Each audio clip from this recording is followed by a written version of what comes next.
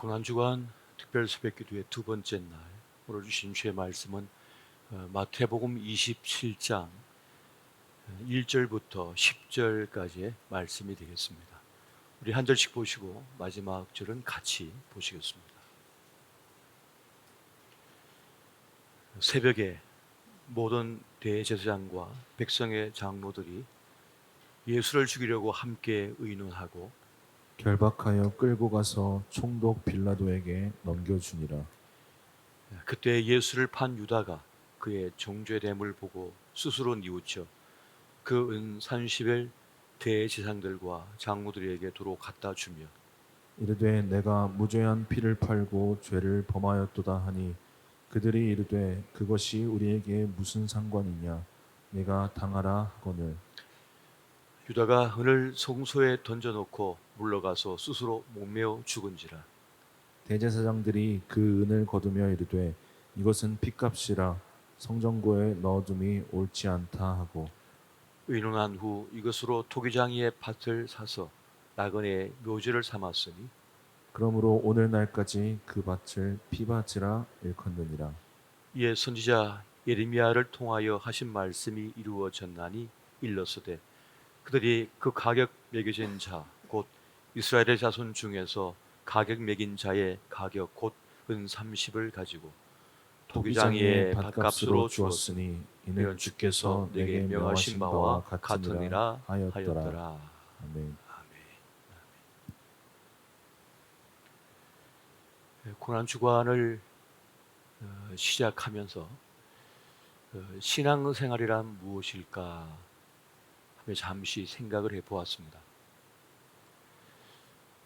우리가 세상을 살면서 이것저것 소유하고 또 옷 입고 살아가는 많은 것들이 있지만 이 고난 주간을 통해서는 벗어버릴 것은 벗어버리고 잘라낼 것은 잘라내고 기어이 붙들어야 할 것은 붙드는 그러한 삶이 아니겠는가 하는 생각을 가졌습니다. 그동안 내가 주인으로 삼고 있던 세상 것을 내려놓고 참 주인이신 우리 하나님을 붙들고 그분을 모시고 살아가는 인생, 그것을 더 깊이 다짐하고 훈련받는 시간이 이 고난 주간의 시간이 아닐까 하는 생각도 가졌습니다. 성경을 보면 우리 각자에게는 하나님께서 주신 분복이 있다 이렇게 말씀합니다. 우리 각자에 주신 주님의 그 은총, 그 몫이 있다는 것이죠. 근데 그것을 제대로 누리지 못한 채 살아갈 때가 많다는 것입니다. 순리대로 살면 어려울 것이 없는데 주님께서 주신 것을 순리대로 살아가지 못해서 어려움을 당한다는 것입니다. 그것은 바로 욕심 때문입니다. 남보다 더 많이 가지길 원하고 남보다 더 앞설 욕심에 힘겨움을 자초하는 그런 삶이 참 많다는 것입니다. 이것에 대해서 야고보는 그 욕심의 결과에 대해서 야고보서 1장 14절과 15절에서 그렇게 말씀합니다. 오직 각 사람이 시험을 받는 것은 자기 욕심에 끌려 미혹됨이니 욕심이 잉태한즉 죄를 낳고 죄가 장성한즉 사망을 낳느니라. 욕망이란 말도 있고 욕심이란 말도 있는데 이 욕망과 욕심은 좀 다릅니다. 욕망이라고 하는 것은 내가 무엇인가 부족함을 느껴서 그것을 채우고자 하는 그런 마음이 되겠습니다. 근데 이것은 우리를 또 삶을 활기차게 만들고 역동적으로 만드는 그런 이유가 되기도 합니다. 욕심이라고 하는 것은 좀 다른데요. 욕심은 자기만 이롭게 하고자 하는 마음이라고 합니다. 그러니까 분수에 지나치게 많이 가지고 싶어 하는 것이죠. 이 지나침 때문에 자기도 힘들고 다른 사람도 힘들게 하는 그런 일이 많다는 것입니다. 가롯 유다의 실패는 어디에 있었을까요? 그것은 자기에게 주어진 분복이 무엇인지도 모른 채 그 세상을 욕심내고 세상을 보물로 삼은 것 때문이었습니다. 세상에 대한 욕심이 있었던 것이고 성공에 대한 욕심이 있었던 것이고 또 실패에 대한 두려움이 있었기 때문에 예수를 팔아 세상을 살려고 했습니다. 천국을 잃어버리고 세상을 산 가격이 30냥이었습니다. 아마 인류사 중에 가장 불쌍한 인생이라 하면 바로 이 가룟 유다라고 할 수가 있을 것입니다. 그런 성공하기 위해서, 더 잘 살기 위해서 예수를 팔아 세상을 사려고 했는데 결국 멸망하는 인생이 되고 말았던 것입니다. 오늘날에도 이 세상을 얻기 위하여, 이 세상의 돈과 세상의 권력과 세상의 쾌락을 얻기 위하여 예수를 팔고 예수를 버리는 사람들이 얼마나 많은지 모르겠습니다. 예수님께서 그런 말씀을 하셨습니다. 돼지에게 진주를 던지지 말라. 마태복음 7장 6절에 보니까 거룩한 것을 개에게 주지 말며 너희 진주를 돼지 앞에 던지지 말라. 그들이 그것을 발로 밟고 돌이켜 너희를 찢어 상하게 할까 염려하라. 이미 보물을 가졌는데 그게 진짜인지 모르는 이들은 그건 짓밟고 버릴 뿐이라는 것이에요. 가치를 모르는 사람은 그렇다는 것입니다. 그래서 진주를 돼지에게 던지지 마라 라고 말씀합니다. 가룟 유다는 보배 대신 예수님을 얻었습니다. 천국을 얻은 사람이었어요. 그런데 그만 뺏겨버리고 말았습니다. 잃어버리고 말았던 것입니다. 이 얼마나 허망한 인생입니까? 헛된 인생입니까? 그를 얻었다가 속아서 뺏겨버린 거예요. 잃어버린 거예요. 참 보배 천국을 가졌어요. 예수님을 가졌어요. 그런데 저게 진짜인가? 하고는 그 가짜에게 속아가지고 가짜를 얻고는 진짜를 뺏겨버린 거예요. 잃어버린 거예요. 사단 마귀에게 속아서 말입니다. 이게 바로 망령된 자의 모습입니다. 팥죽 한 그릇에 장작끈을 팔아버렸던 에서가 망령된 자라고 한다면 이 가룟 유다는 더 망령된 자였던 것이죠. 이게 얼마나 허망한 인생입니까? 헛된 인생입니까? 오늘 우리 자녀들이 천국을 가졌다가 천국을 빼앗기고 세상 것을 가짜를 진짜로 알고 예수를 팔고 세상을 얻는 이런 허망한 인생이 되지 않도록 우리는 정신을 바짝 차려야 됩니다. 그렇지 않으면 허망한 인생이 되고 마는 거예요. 여러분, 인생은 지키는 싸움이라 했습니다. 이미 얻은 보물을 지키는 싸움이에요. 이게 중요한 거예요. 우리는 이미 보물로 받은 것이 많습니다. 이미 보물로 받은 게 너무 많은 거예요. 우리의 건강 보물로 받은 거예요. 지금 내가 가지고 있는 게 보물인 거예요. 내 자녀가 보물인 거예요. 내 가정이 보물인 거예요. 내 믿음과 신앙이 보물인 거예요. 근데 사단 마귀는 가짜를 가지고 와서 그 진짜를 내놓으래요. 바꾸자요. 바꾸자고 자꾸 유혹하는 거예요. 그래, 보물은 딴 데 있을 거야. 이미 내가 가지고 있는 것은 보물이 아닐 거야. 이건 아무것도 아닌 거야. 무가치할 생각하고 아무것도 아닌 것으로 생각하는 일이 얼마나 많은지요. 여러분, 우리는 이미 얻은 것을 당연시 여기는 경향이 있습니다. 그건 아무것도 아니라고 생각하는 경향이 참 많습니다. 그래서 함부로 다뤄요. 함부로 다루면 그것을 뺏겨버립니다. 그래서 잃어버리는 거예요. 내 심장이 열심히 뛰어주니까 이거 당연하게 여기십니까? 그건 아무것도 아니라고 생각하시는 경향이 있어요. 아닙니다.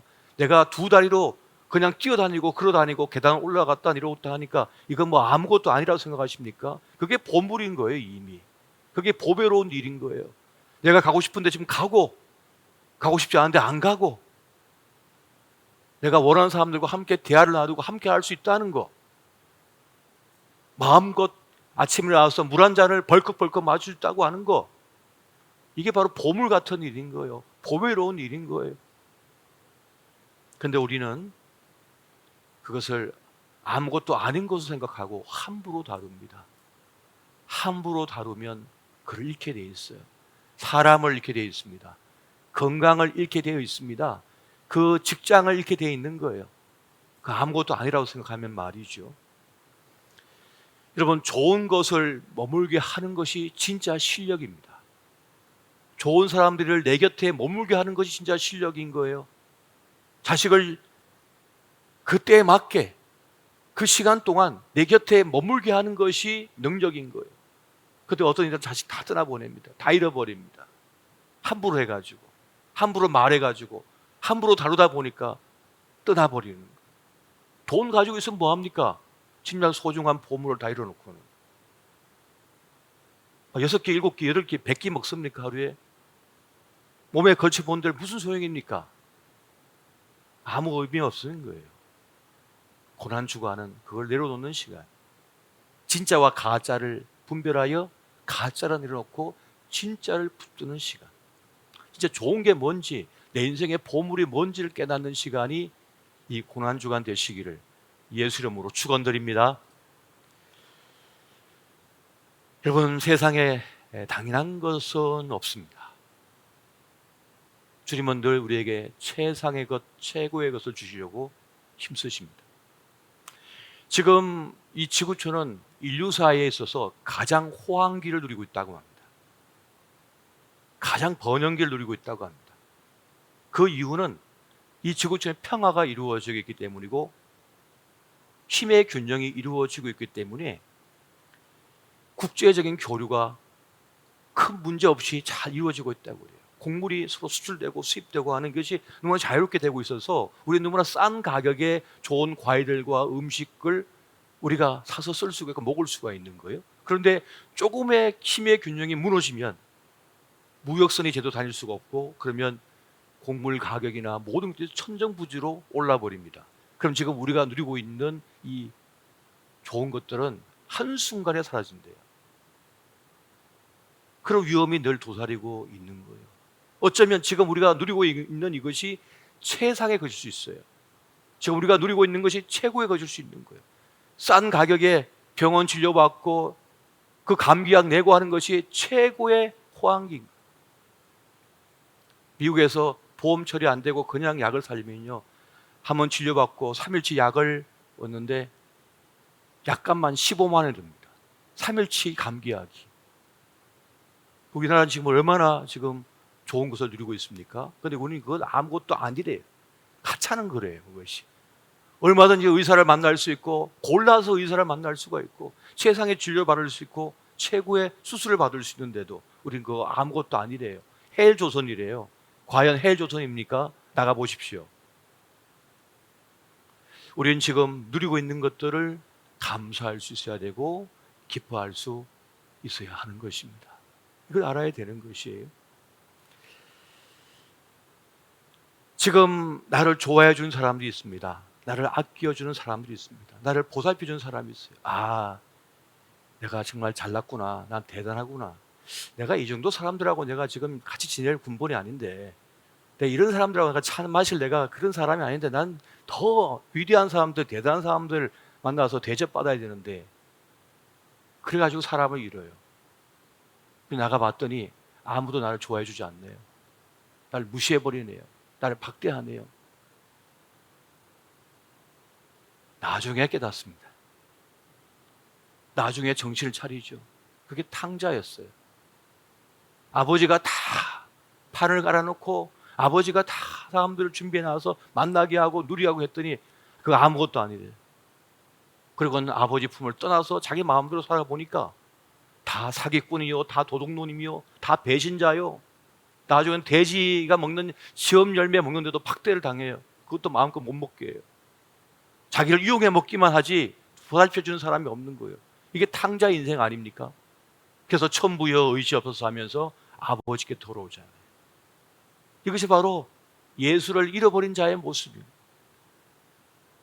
보물로 주었었으나 그 보물인지 모르는 가룟 유다는 예수를 팔아버리고 말았습니다. 여러분, 우리는 우리 얼굴을 관리하듯이, 우리 몸뚱아리를 관리하듯이 우리의 마음을 관리할 수 있어야 합니다.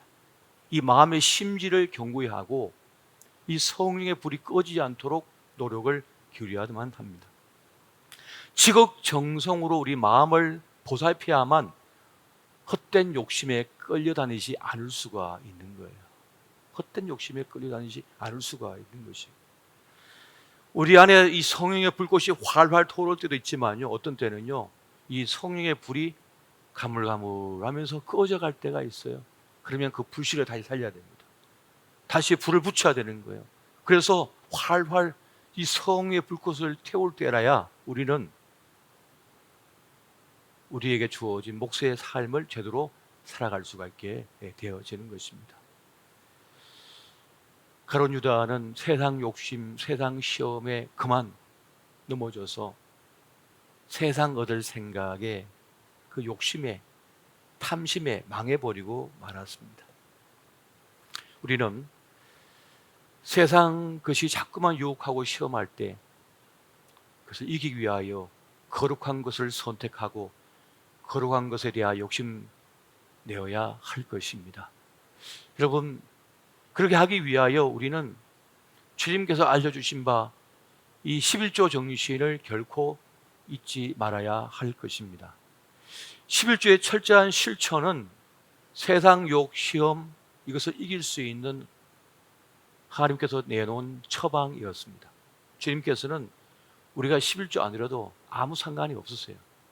근데 그것을 하게 했던 것은 우리로 하여금 그 11조의 실천을 통하여 세상 것을 능히 끌어낼 수 있는, 포기할 수 있는 하나님의 것을 하나님께 드리는 그러한 결단의 행동을 통하여 세상에 더 이상 끌려다니지 않는 그런 삶을 살도록 인도하여 주셨습니다. 또 한 가지는 우리는 베푸는 것, 주는 것이 복되다라고 하는 그 주님의 말씀에 순종하여 주는 것을 실천할 수 있어야만 하는 것입니다. 늘 얻어먹는 것이 아니라 누군가에게 밥을 사고 차를 사고 또 자선을 실천하면서 주는 것이 복되다라고 하는 이것을 깨닫고 그것을 실천할 수 있어야 한다는 것입니다. 왜요? 우리가 주면 하나님께서 갚아주시는 그런 역사가 있거든요. 여러분, 우물의 원리가 뭡니까? 자꾸 퍼내서 다른 것을 생명을 살리면 어느 사이 보니까 퍼내면 없을 것 같은데 우물이 차 있는 거예요. 그 수준까지 이미 차 있는 거죠. 이것이 하나님의 축복의 원리이거든요. 근데 우리가 절대 못 주지, 나만 먹어야지, 나만 살아야지 그걸 꽁꽁 끌어안고 있으면 뭡니까? 다 썩어버리는 거죠. 다 썩어버려. 정신도 썩고 마음도 썩고 인생도 썩어버려요. 아무짝에도 쓸모없는 인생이 되는 거예요. 그 나아가서는 우리는 회개하는 신앙을 가질 수가 있어야 하겠습니다. 성령의 불꽃을 꺼지지 않고 태우다 보면 죄의 얼룩이 보여요. 죄의 더러움이 보여요. 죄의 참혹함이 보이는 거예요. 그러면 그것을 회개할 수 있어야만 합니다. 여러분, 따져보면 다윗이 사울 왕보다 죄를 더 많이 지었습니다. 따져보면 다윗은 10계명에 4계명을 어겼습니다. 중죄인입니다. 돌에 맞아 죽었어야 돼요. 그런데 죄를 덜 지은 사울은 그렇게 멸망당했는데 다윗은 승승장구하고 이스라엘 가장 위대한 왕이 되었습니다. 무슨 차이가 있는 겁니까?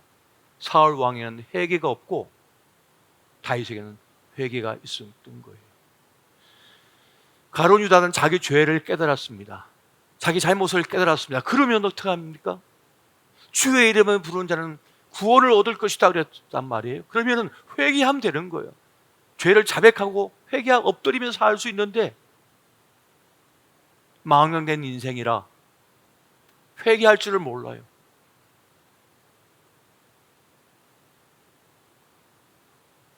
어떤 한 분이 상담을 하는데 하도 아내를 괴롭히고 힘들게 하고 두들겨 해가지고 아이들하고 집을 나가버렸어요. 또 끌고 와가지고 또 두들패고 그냥 술 먹으면 상을 뒤엎게 해가지고 또 그래가지고 또 집을 쫓아나가요. 본인도 힘든지 목사님 찾아와서 그랬대요. 전 죄인입니다. 전 죽으려고 합니다. 약 먹고 죽으려고 합니다. 인생도 아닙니다. 그리고는 전화를 하더래요. 목사님 호통을 쳤대요. 아내한테 찾아가서 회개하란 말이지. 아내에게 잘못했다고 무릎 꿇고 사죄하란 말이지. 그 성질로 약을 먹을 것이 아니라 그래야 가정이 회복되고 살아나는 것이지. 회개를 해야 사는 것이죠.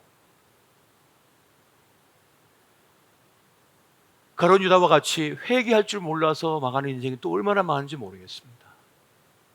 죄를 지었으면 회개를 해야 되는 거예요. 그 죄가 나를 삼키지 않도록 회개해야 되는 거예요. 사단은 참소한 자라 그랬습니다. 옆에 와서 계속해서 참소하는 거예요. 그 분노와 그 억울함과 그 죄책을 가지고 주님 앞에 나가고 풀리지 못하도록 자기에게 향하도록, 스스로에게 향하도록. 그래서 오늘 우리 고난 주간을 통해서 우리는 지금 주님께서 주신 이 놀라운 것들을 소중히 여기고 감사할 줄 알고 지켜내는 사람이 되어야 되고, 또 이 경건의 훈련을 통하여 하나님께서 하나님께 드리고 또 자선을 베풀며 또 회개할 것은 회개함을 통하여 우리에게 주어진 생의 소중한 것들을 지켜내고 복된 인생이 되어야 할 것입니다. 그 길을 걸어가시기를 예수 이름으로 축원드립니다.